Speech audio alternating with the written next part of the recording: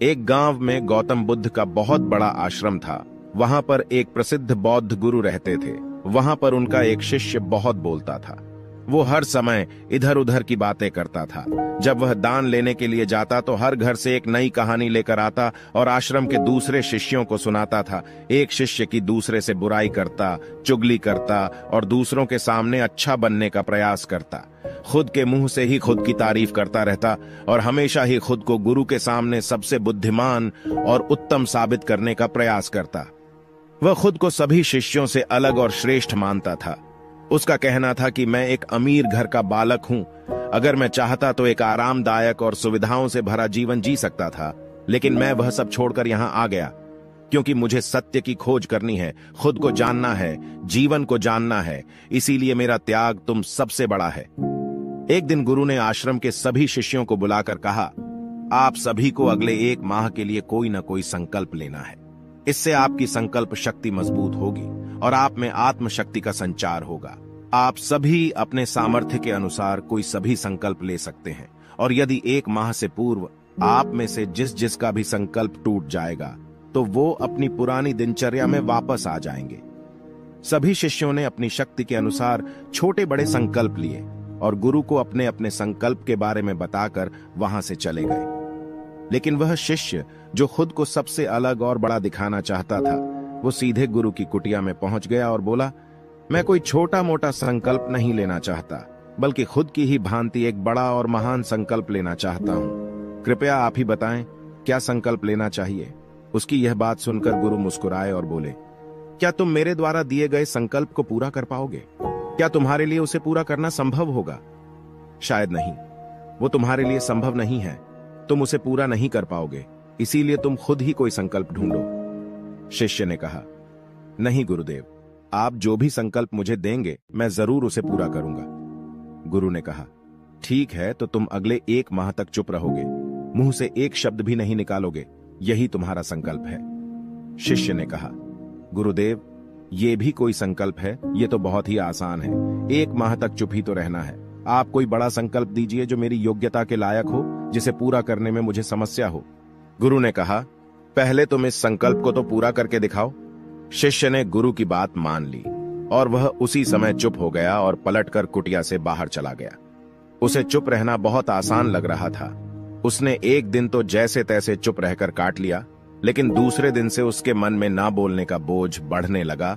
तीसरे दिन उसे भारीपन महसूस होने लगा और चौथे दिन उसके अंदर एक अजीब सी बेचैनी होने लगी, क्योंकि आसपास आश्रम के सभी शिष्य एक दूसरे से बातें कर रहे थे। वो भी अपना पक्ष उनके सामने रखना चाहता था, उनकी बोलती बंद कर देना चाहता था, लेकिन उसका संकल्प उसके आड़े आ रहा था। इसीलिए वो पूरे दिन सिर्फ मुंह और आंखें बनाता रहता। इसी तरीके से कुछ दिन और बीते और वह शिष्य बीमार पड़ गया। उसका सिर फटा जा रहा था, उसका खाने पीने तक का मन नहीं कर रहा था। वह सिर्फ बोलना चाहता था। वह गुरु के पास गया और उनके सामने बैठकर लिखकर उन्हें बताया, गुरुदेव, मैं बोलना चाहता हूं। बिना बोले मुझे सांस नहीं आ रही, मेरा दम घुटता जा रहा है, मैं अंदर ही अंदर पागल हुआ जा रहा हूं। मैं क्या करूं? संकल्प तोड़ दूं क्या? यह पढ़कर गुरु मुस्कुराए और बोले, संकल्प तो तोड़ने के लिए ही होते हैं, लेकिन जो अपने संकल्प को पूरा कर लेता है वही अपनी आंतरिक शक्ति को बढ़ाता है, और जो अपनी आंतरिक शक्ति को बढ़ा लेता है वो समझ और जागृति की राह पर आगे बढ़ जाता है। संकल्प का लेना भी तुम्हारे हाथ में था और इसे तोड़ना भी तुम्हारे ही हाथ में है। तुम्हारे बहुत से भाई अपने संकल्प को तोड़कर अपनी पुरानी दिनचर्या पर वापस आ चुके हैं। अगर तुमसे नहीं हो पा रहा तो तुम भी संकल्प तोड़ कर अपनी पुरानी दिनचर्या पर वापस जा सकते हो। लेकिन याद रहे, अगर आज तुम इस छोटे से संकल्प को नहीं संभाल पा रहे तो तुम अपनी बाकी की पूरी जिंदगी को कैसे संभाल सकोगे? बाकी फैसला पूरी तरह से तुम्हारे हाथों में है। गुरु की यह बात उस शिष्य के दिल में चोट कर गई। वह बिना कुछ बोले वहां से वापस चला गया और खुद को अपनी कुटिया में बंद कर लिया। वह केवल अपने जरूरी कामों के लिए ही कुटिया से बाहर निकलता, बाकी सारे समय कुटिया के अंदर ही बैठा रहता। 15 दिन बीत चुके थे और आश्रम के लगभग सभी शिष्यों का संकल्प अब तक टूट चुका था, लेकिन उसका संकल्प अभी भी जारी था। संकल्प लेने के बाद से अब तक उसने एक शब्द भी ना बोला था। सारा आश्रम हैरान था कि इतना बोलने वाला इंसान चुप कैसे हो गया। 15 दिन बीतने के बाद वह दोबारा अपने गुरु के पास गया और लिखकर बताया है, गुरुदेव, मैं बाहर से तो चुप हूं, लेकिन मेरे भीतर बहुत सी आवाजें हैं, बहुत सी चीख पुकार और शिकायतें हैं। मैं अंदर ही अंदर बात करता रहता हूं। मेरा मन तरह तरह के प्रश्न पूछता रहता है। मैं बाहर से जितना मौन हूं, भीतर से उतने ही शोर शराबे से भरा हुआ हूं। क्या इस तरह से मेरा संकल्प अभी भी जारी है? गुरु ने कहा, हां, तुम्हारा संकल्प अभी भी जारी है, लेकिन जब तक लोगों की ये आवाजें तुम्हारे कानों में पड़ती रहेंगी, तुम्हारा मन बोलता रहेगा, क्योंकि इसे तो आदत है बोलने की। तुम भले ही बाहर से चुप रहो, लेकिन तुम अंदर ही अंदर बोलते रहोगे। तुम्हें इन बातों से, इन आवाजों से दूर जाना पड़ेगा। शिष्य गुरु को प्रणाम कर वहां से चला जाता है और सुबह होते ही अपनी कुटिया छोड़कर जंगल की तरफ चला जाता है। कई दिन बीत जाते हैं, संकल्प का समय भी पूरा हो जाता है, लेकिन शिष्य लौटकर नहीं आया। आश्रम में सभी को डर था कि कहीं जंगली जानवरों ने उसे खाना लिया हो। इस बीच उसे ढूंढने की बहुत कोशिश की गई, लेकिन वह कहीं नहीं मिला। सभी गुरु भाइयों ने मान लिया था कि जंगली जानवरों ने उसे अपना शिकार बना लिया है, लेकिन गुरु को ऐसा नहीं लगता था। एक दिन आश्रम का एक अन्य शिष्य गुरु के पास आया और बोला, गुरुदेव, हमारे उस अधिक बोलने वाले भाई के साथ क्या हुआ होगा? क्या जानवरों ने उसे मार दिया होगा? गुरु ने कहा, हो सकता है कि जानवरों ने उसे अपना शिकार बना लिया हो, लेकिन उसके न लौटने की एक दूसरी वजह भी हो सकती है। शायद उसे वो मिल गया है जिसके लिए वह गया था। फिर शिष्य ने पूछा, गुरुदेव, क्या ज्यादा बोलना इतना हानिकारक होता है?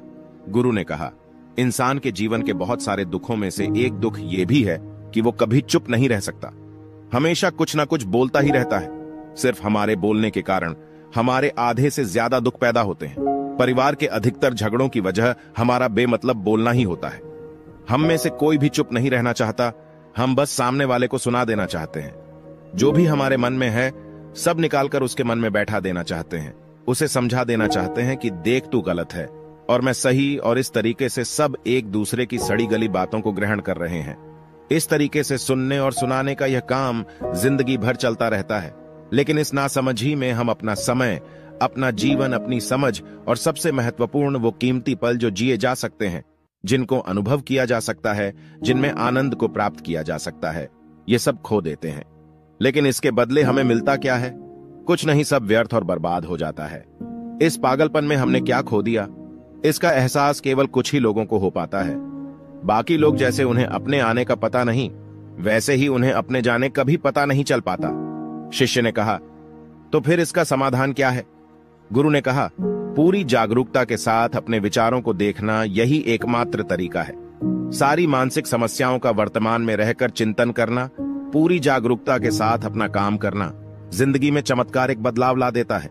उसके बाद वह शिष्य गुरु से अपने प्रश्नों का उत्तर पाकर उनको प्रणाम करके वहां से चला गया। उस शिष्य को आश्रम छोड़कर गए हुए 3 महीने का समय बीत चुका था, लेकिन उसकी कोई खबर ना थी। अब तक तो सभी गुरु भाइयों ने भी उसके वापस लौटने की उम्मीद छोड़ दी थी, लेकिन एक दिन वो आश्रम लौट आता है। उसे देखकर सभी के आश्चर्य और खुशी का ठिकाना न रहा, लेकिन अब वो नहीं था जो यहां से गया था। वो कुछ और ही बनकर वापस आया था। उसके अंदर एक गजब का बदलाव महसूस किया जा सकता था। उसके चेहरे पर एक गजब का ठहराव और आंखों में बड़ी शांति थी। आश्रम में आते ही सभी गुरु भाइयों ने उसे चारों तरफ से घेर लिया और बातें करने लग गए। वह भी अपने गुरु भाइयों से बातें करने लगा। उससे बात करने वाले सभी ने यह अनुभव किया कि अब वे पहले जैसा उतावला और बातूनी नहीं रह गया था। उसके मुंह से एक एक शब्द बहुत ही सुलझे हुए और मधुरता के साथ निकल रहे थे। थोड़ी देर तक गुरु भाइयों से बात करने के बाद वह सीधा गुरु की तरफ चला गया। उसने गुरु के चरण छुए और कहा, गुरुदेव, क्या मैं अब भी मौन हूं? क्या अब भी मेरा संकल्प जारी है? गुरु ने कुछ देर तक शिष्य की आंखों में बड़े ध्यान से देखा और कहा, हां, तुम अब भी मौन हो। तुम्हारे मुंह से एक भी शब्द निकल नहीं रहा और तुम्हारा संकल्प अभी भी जारी है। शिष्य ने कहा, गुरुदेव, जब मैं आश्रम से गया तो मैं मुंह से तो चुप था, लेकिन मेरे अंदर बहुत सी आवाजें थीं। मन में बहुत से प्रश्न थे और वो बंद नहीं हो रहे थे, तो मैं जंगल में चला गया, इस उम्मीद से कि वह मुझे शांति मिलेगी और मेरे मन की बकबक कम हो जाएगी। लेकिन मैं जितना एकांत में जाता गया, मेरे अंदर की आवाज उतनी ही तेज होती गई। मेरे भीतर की पुरानी से पुरानी आवाज मुझे सुनाई देने लगी। तब जाकर मैंने महसूस किया कि मैं कितना गलत कर रहा था। जब मैं अपने परिवार वालों, दोस्तों को और गुरु भाइयों को बुरा भला कहता था, तो उस समय मुझे लगता था कि मैं सही कह रहा हूं। जब मैं गुरु भाइयों की एक दूसरे से चुगली करता हूं और उनका मजाक बनाता, तब भी मुझे यही लगता था कि मैं उनसे बेहतर हूं और मैं सही कर रहा हूं। लेकिन उस दिन मैंने पहली बार महसूस किया कि मैं कितना गलत बोलता था। काफी दिनों तक ये आवाजें, ये शिकायतें मेरे अंदर चलती रहीं, लेकिन धीरे धीरे करके एक दिन ये सारी आवाजें मेरे अंदर से समाप्त हो गईं। अब मैं भीतर से भी मौन हो गया। उस घने जंगल में बाहर से कोई बोलने वाला था नहीं और भीतर कोई आवाज बची ही नहीं थी। और मैं उस दिन पहली बार मौन का सही अर्थ समझा। मेरे चारों तरफ बहुत शांति थी। हालांकि अभी भी कुछ आवाजें आ रही थीं, जो पहले भी आती थीं, लेकिन मैं उन्हें सुन नहीं पाता था। पर अब वह सभी आवाजें मुझे स्पष्ट रूप से सुनाई दे रही थीं। हवा के चलने की आवाज, चिड़ियों के चहकने की आवाज और पानी के बहने की आवाज। ये सभी आवाजें मैंने पहली बार पूरे होश पूर्वक सुनी। अपने चारों तरफ इतनी शांति मैंने पहले कभी महसूस नहीं की थी। तो इस शांति को भंग करने के लिए मैंने पहली बार अपने मुंह से कोई शब्द निकाला। मैं चिल्लाया, हे ईश्वर, यह कैसी शांति है? सभी कुछ इतना शांत क्यों है? ऐसा क्या हो गया? लेकिन मेरे चिल्लाने के बाद भी वह शांति भंग नहीं हुई। सब कुछ पहले के जितना ही शांत था, बाहर भी और भीतर भी। हे गुरुदेव, मैंने अपने गुरु भाइयों से बात की, मैंने आपसे बात की। मैं बोल रहा हूं, मैं चल रहा हूं, मैं सब कुछ देख रहा हूं, लेकिन मैं अपने भीतर एकदम एकांत में हूं, मौन में हूं, भीड़ में होता हूं, तब भी भीतर से अकेला एकांत में होता हूं। जब मैं खुद में भी शोर करना चाहता हूं, तब भी एकांत में ही होता हूं। अब सब दिखाई पड़ने लगा है, सब सुनाई पड़ने लगा है। गुरु ने कहा, जब तक हम बाहर की तरफ बोलते रहेंगे, भीतर अशांति ही रहेगी। लेकिन जिस दिन हम भीतर की तरफ मुड़ जाएंगे, तब हमारे मुंह से कुछ भी निकलेगा, हम शांत ही रहेंगे। दुनिया में जितनी भी बुराइयां हैं, ज्यादातर हमारे बोलने से ही उत्पन्न होती है, क्योंकि हम चुप रहना नहीं चाहते। हम जितनी जरूरत है उससे कहीं ज्यादा बोलते हैं। हम सामने वाले को सुनना नहीं चाहते, बल्कि उसकी बोलती बंद कर देना चाहते हैं। उसे समझा देना चाहते हैं कि मैं कौन हूं, मैं क्या कर सकता हूं, और यही हमारी जिंदगी का मकसद बनकर रह जाता है। हमारी सारी ऊर्जा इस व्यर्थ के बोलने में बर्बाद होती रहती है। ऐसे ही समाज में लोगों का जीवन दुखों से भर जाता है, जो हमेशा एक दूसरे को सुनाने में लगे रहते हैं। कभी एक दूसरे को सुनना नहीं चाहते, समझना नहीं चाहते, और चुप रहना तो उन्होंने कभी सीखा ही नहीं, क्योंकि चुप रहना उन्हें छोटा महसूस करवाता है। दुनिया की सभी लड़ाइयों का कारण हमारा बोलना ही है, इसलिए हमें सिर्फ उतना ही बोलना चाहिए जितना जरूरी हो, क्योंकि व्यर्थ का बोलना ऊर्जा को नष्ट करना है, और ये बोलना ही हमें कभी अपने भीतर की ओर लौटने नहीं देता, क्योंकि यह हमें बाहर की ओर खींच कर रखता है, और बाहर है ही क्या इस संसार के अलावा। लेकिन अगर अपने भीतर के संसार की ओर मुड़ना है, तो इस मुंह को बंद ही रखना चाहिए।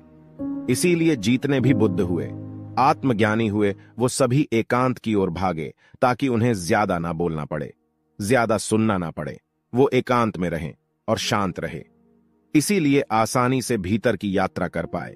लेकिन अगर कोई चाहे तो इस संसार में रहकर भी एकांत में रह सकता है, शांत रह सकता है, लेकिन इसके लिए उन्हें अपनी ऊर्जा बचानी होगी, जिसे वह अब तक अपने व्यर्थ के शब्दों में बर्बाद कर रहे थे।